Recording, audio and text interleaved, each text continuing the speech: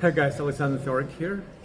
So today I'm in Orlando. I came for my certification with John Maxwell team, and here I met a great man, a champion, I would say a legend. And Sean, please introduce yourself. My name is Sean Kelley. I'm a master in Kenpo Karate under Ed Parker's American Kenpo system. Been training in the martial arts for over 50 years, but I also became a certified life coach through the Maxwell Leadership under John Maxwell's guidance. And it's such a pleasure to meet people like yourself, we, along with so many wonderful people that join the team, come here to learn how we can serve and bring value to other people in the world that we live in, and just to build not only a larger network, but hopefully influence other people that they too can influence and become a coach, a speaker, or facilitator. So it's my pleasure also to have an opportunity to meet, so many people we met just over this, last 3 or 4 days. From all over the world, from Korea to Philippines to Mexico, Canada, Absolutely. as yourself, Absolutely. Throughout the United States. And I can go on, I think I counted myself over 15 different countries. And I think it was 3,000 people. 3,000, that's live. That's not talking about even the virtual. Here. Yes. 3,000. Yes, But 3,000. virtual it was maybe 15,000? I was told the population reach was the potential of 9,000, which we've never Oh, done 9,000. before. Yes. Wow. Yes. So again, it's one of those situations, more and more people are realizing that they have a story, and people would love to listen to that story. And all walks of life. You're talking people that, I've spoken to people who work for the United Nations and government, educational institutions, corporation owners, and people that are just mom and pop, teachers, housewives, anybody who's up and coming and want to learn how to find their own journey and personal growth. It seems to be one of the top things that people are wanting to do, and develop better leadership, especially if they're in charge of a team and building that team. And one of the things we bring to the table is, for example, we have a DISC platform which allows how to assess people that work in a corporation, but you don't know what the potential of those workers. They may be in the wrong seat doing the wrong job. So instead of getting rid of them, find where they're best at and educate and make them understand your culture. Absolutely. And like John says, I don't care if you're 42, 56, 67. At the time he said this was 75 years at his birthday celebration. He said, we're all under construction. Yeah, absolutely. We're all under construction. And also, I like what John said, that culture is not what you see. Culture is what you do. It's what you do. Together with people. And like the book I was recommending to you, that it's called My Go-To, Yeah. Intentional Living. And John made it very well strong about living daily with good intentions. Who do you want to be known for? What is your legacy? Yeah. What love print are you leaving for your grandchildren or for your own children? But to be a community involved person and believe in it's the unity of the community and building relationships, because anybody can talk, but can we connect? And that's one of the things that Maxwell Leadership does, is bring people to that level through their expertise. Absolutely. Speakers and people like Roddy Galbraith, the people like Valerie Burton, who's excellent on coaching, and of course John and Mark Cole, Chris Robinson. I can go on and on with the list of people that are keynote speakers and guests, and each one of them, it's like anything else. You come to these events, as you know, and you go away with writing so many notes of little things to add to your own personal growth toolbox. So it's a great experience and a great investment. Absolutely. Absolutely. Yeah. I just would like to ask you, Sean, what would you advise to business owners who own martial arts clubs, how to build leadership and make those clubs more effective? I think the first thing, that if someone wants to stay in the business commercially and thrive, is to realize this. It's not the belt that you wear. It's the gift you can share. And teaching leadership, black belt leadership, is something where everyone needs a mentor. And it doesn't mean just a good fighter or good forms or kata competitor, because owning a martial arts school is one hat. being an instructor, an educator, and a professor like college, so is the martial arts community. And to change the way we think in our communities, because crime don't sleep. We have more problems today since COVID. We want to bring people back into these safe places, which are martial arts schools. That's Absolutely. what we're known for. Absolutely. But we have to teach and offer our master instructors that they too can grow in their personal growth journey. And take no shame in reaching out and saying, I need a coach. And the word life coach doesn't mean to change your life, but to add to it in a way that you can become a better facilitator, a better communicator. Student retention is probably the key thing to keeping your clients for a long time. A lot of people have problems just getting students to a black belt. What about keeping those black belts to be better black belts and qualify them as chief instructors, master instructors? It's like going back and continuing your education. Yeah. You know, we can do this all day, but I'd rather do this. Yeah, absolutely. Make more friends. Absolutely. And using the martial arts as the safe place. Yeah. Teach our young people that they don't have to use anger and temperament or step out of their education. It's so important. But to go to their martial arts schools, find a mentor, and every martial arts master instructor was a black belt that at first was a white belt. Go back being a good student in the areas you're not that good at. Because someone's always a little better. Absolutely. And all that's going to do, because once you get to that level and your community knows who you are, that's why they're going through your doors. It has nothing to do with the appearance of the school. Doesn't matter what's written on the outside of the wall. You got to build trust. Yeah. And your audience knows when you're authentic or not, or when you're arrogant. Your belt goes around your waist, not around your forehead. That's called your ego. And most parents, especially the moms, they're not going to buy into that. Yeah. They want their children to be good citizens. Yeah. They want them to have good manners and good health. Yeah. And get away from everything being this. Yeah. I mean, children today, this is where they find all their solutions. Yeah. Okay? And we're trying to bring people back into, like John says, just to skip the subject here quick. Absolutely. All of us are human beings. We know that. And like he said, that's just part of the problem. They're just being instead of humans doing. Yeah. So it's a good one. The culture of the martial arts will forever be a phenomenon worldwide. And the unique thing about us here in the United States, if your car breaks down, there's this automobile auto club that you can call in case your car breaks down and you need help. And you hope they come. There's a common bond with the martial arts community no matter what the system or the style is. How is it that you and I became friends just like this? Absolutely. Because of martial arts. Because of martial arts. It's automatic courtesy and respect. Absolutely. So if you're going to teach courtesy and respect, walk the same walk. Yeah. Absolutely. Talk the same talk and represent what you want your students to reflect on. Yeah. Absolutely. And to do that, it's people like John Maxwell, Mark Cole, Chris Robinson, and a whole host of a lot of others, Valerie Burton, yourself now, me and others. Me, because I'm in the martial arts, I already know what the martial arts community can use, because I did it too. Yeah, absolutely. Great value. And I would say that many parents, they bring kids to the martial arts section. And do you know what those kids say? Mom, I don't want to go there because there's bad smell. It's happened. And then parents take those kids, even they don't realize that it's not a problem to stay there. Because there is training. Well, you know what's also unique? As much division the world is trying to separate, Yeah. right? The political arena.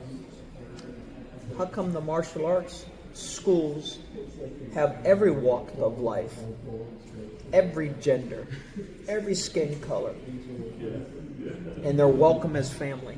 Absolutely. Right? Yeah. Just like the belts that are white, yellow, green, blue, purple, whatever color, like the rainbow. We bring back the beauty of nature and the philosophy of true essence of the martial arts, and that is to be humble.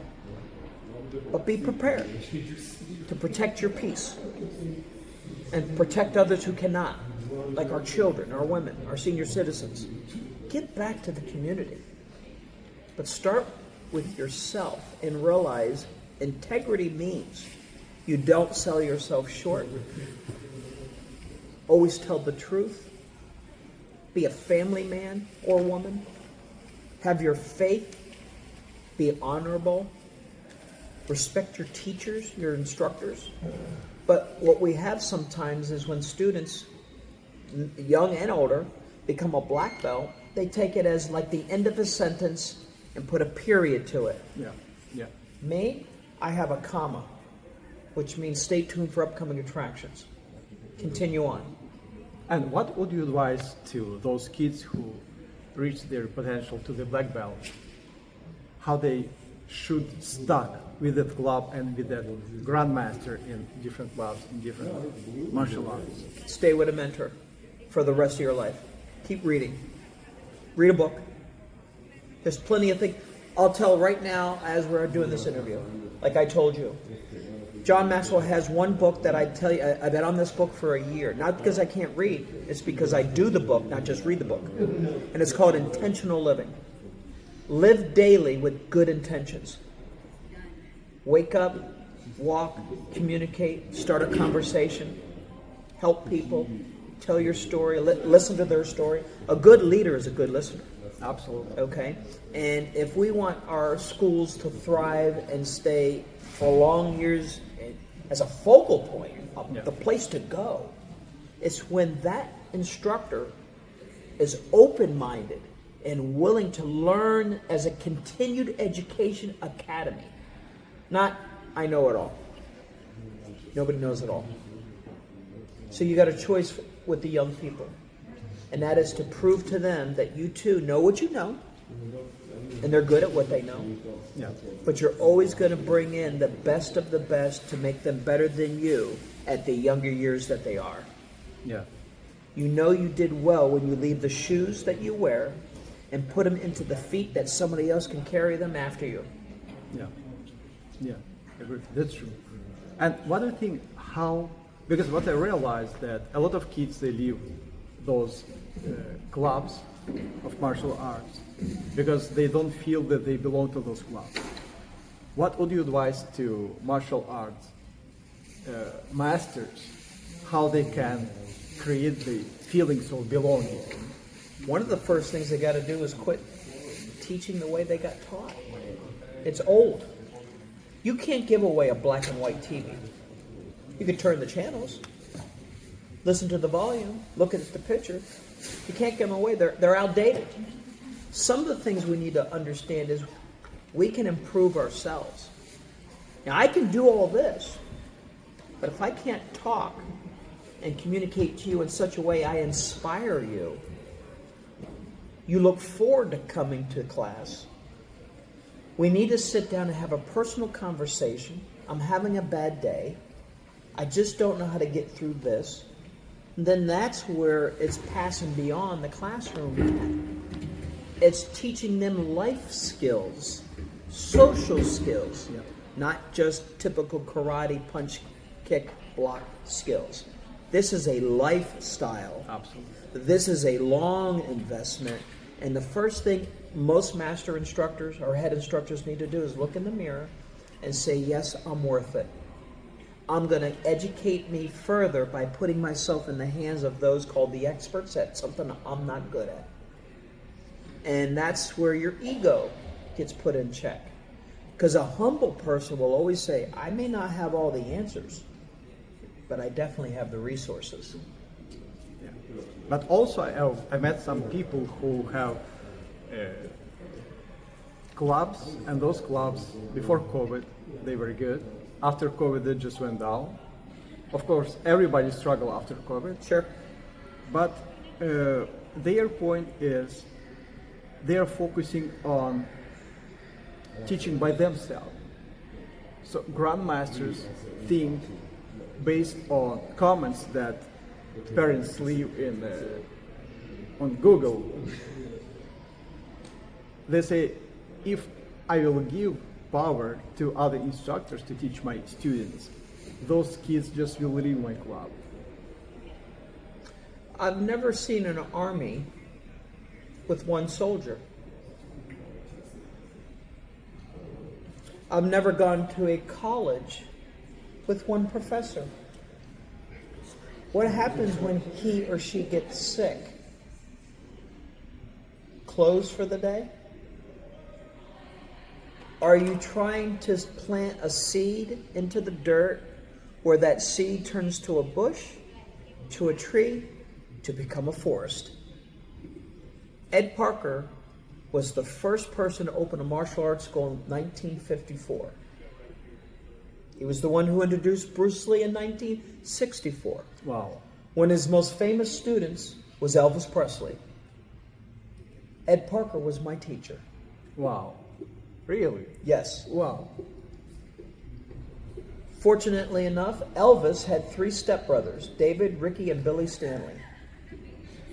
Elvis's father, Vernon, when he lost his wife in 1960, remarried a woman by the name of Dee Stanley, and she had 3 boys, David, Ricky, and Billy. David was 4 years old, moving into Graceland. He was my roommate. Wow. He's my friend. He's one of my students. So what I'm saying is, you'd be surprised how big, but how small the martial arts circle really is. The martial arts today are no longer just in the backyard anymore or at the YMCA. They're functional $1-million businesses. The successful ones got a choice. You could be a club or you could be a business. And a business serves a broader scale of their community. But how do they do that? They have a team. It's not I and me. It's we and us. So if you consider yourself an education institution where you're teaching a lifestyle to all ages, and because of the physical capabilities that it takes and the strain on the body that it would take and the business skills that it takes and the marketing and all this, no one person could ever do it themselves. No successful martial arts master, okay, that is still well known. Ed Parker had franchises internationally. Now, I'm not saying it's impossible, but it's not too practical to expand on the horizons of what the generations today are needing. Because the needs of today is what we deal with today, not as of yesterday. And today's world is different. So you got to learn to take your system, style, and art and tailor it to your clientele base and their needs. The other part is, do you want to be considered a kid's school, an adult school, or a family place? That has to be identified. But you need a business person to put you there, martial arts business. But I will always go back, and I have a mentor. I've been in the martial arts for over 50 years. Okay? It went from a hobby to a career. Because it's a passion. To do this is a passion. And I love helping other people where I needed help, but I reached out. I have a coach. And you met her. Absolutely. I have a coach. Most of my mentors have always been men, master instructors, military, ex-military people, and I finally wanted to have a balance from a woman's perspective. And so I commissioned Coach Jocelyn, who's a neurobiologist. And I wanted to know from studies about how the brain works. And because I had students that had autism or ADHD, or all these different learning spectrums, go to the experts. Go to them. That's only going to level up your school and your facility when you align yourself with whatever your school and club are needing, especially if you want to grow. And then, if you set a legacy, when you leave, your name will always be remembered. because of the great work you did for your community. Serve your community well. Wow, such a great answer. Yes, sir. So, Grandmaster Kelley, I'd like you to tell to our listeners what the most important thing that they should focus on these days in order to become better leaders in their organizations, in their clubs, and lead their people effectively. Good leaders are good listeners. When somebody approaches you and says, I'd like to help you grow and have a mind shift, I did, you'll take the chance. Why? You're worth it. When someone sees a potential in you that you don't see, listen. Just take the chance. See, what it is we're afraid to step out of our comfort zone. And there are elements we can add to our clubs and watch what happens in 6 months to 12 months. Starts with you. Because mental health is over 300% increase since COVID. Anxiety, depression, etc. Proven fact. Yeah, true. I can't tell you the importance of mentoring. Most successful professional coaches have mentors. Professional players in all sports have mentors. In the martial arts, you hear, I'm the guy, I'm the master. Master what? Your belt? Because we don't have all answers. It's okay to say, you know something, that's a great question and I don't have the answer for you, but I have the resources. That's an organization. When you can align and help serve your students, what about the student who's going to move? Do you have a place for them to go because your reputation expands itself? I do. Because I believe networking is very key in business. And I love to network. And I enjoy making new friends like yourself. I've got martial arts friends of mine in Canada, in South America. I go to South America every year for the last almost 12 years. I've been to Alaska and throughout the United States and to the United Kingdom. I've been to Ireland. I've been to Germany. Why? I got invited. I didn't just show up. They invited me. And every time I've been as a guest instructor, I am always humbled by this statement. There's one statement we all need to remember. Nobody would be a master instructor or teacher if there wasn't any students who wanted you. Yeah, that's true. That's a fact. So if you want to keep students and you want to keep your passion, humble yourself and realize we all are under construction. Thank you very much, Grandmaster Kelley. It Sir, was my pleasure. Really a pleasure and a huge honor. Thank you to so meet much. you This is and where it's at. More of that.